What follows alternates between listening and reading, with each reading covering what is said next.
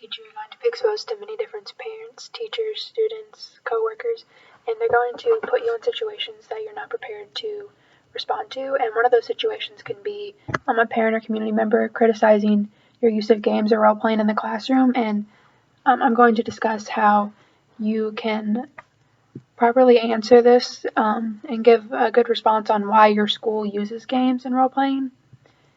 And what I've found comes from the SERC Carleton College in Minnesota, and it focuses on interactive lecture techniques and specifically role playing. So it's a section on their website that focuses strictly on this.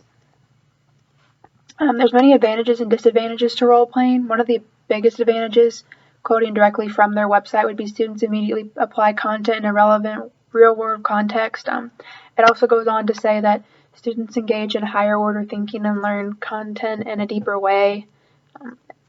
And another example would be typically when students claim to remember their role in these scenarios in the ensuing discussion long after the semester ends.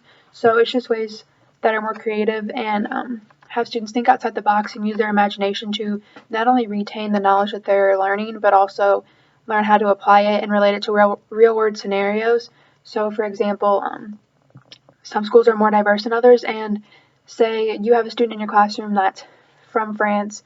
They speak mostly French and very little English, and they're struggling in your classroom. You could have the students think about what would it be like to be that student? What would it be like to only know French and struggle with English, and kind of help them think about things and think about ways that they can provide scaffolding to the student as well along with you, so that the student can be successful in the classroom and just make them feel welcome and seen and important. And there also are steps and tips for using role playing so that it is effective. According to the Carleton College, you can offer a relevant scenario to students, give students 5 to 10 minutes to complete the task, and find a way to process student deliberations.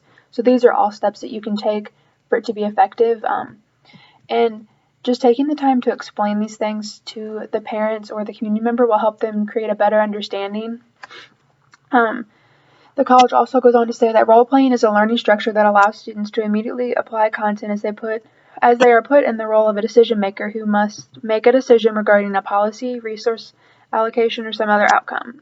This technique is an excellent tool for engaging students and allowing them to interact with their peers as they try to complete the task assigned to them in their specific role.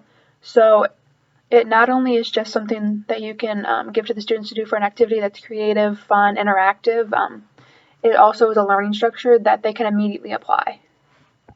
One of the drawbacks, though, is that sometimes it's hard to get students interested in it and to get them engaged, so you have to make sure that you're creating interest for your students. Not every student is going to be the same, not every school is going to be the same, so what interests a student or set of students in Florida might not interest those same students that are in Minnesota, and so you must be conscious of that.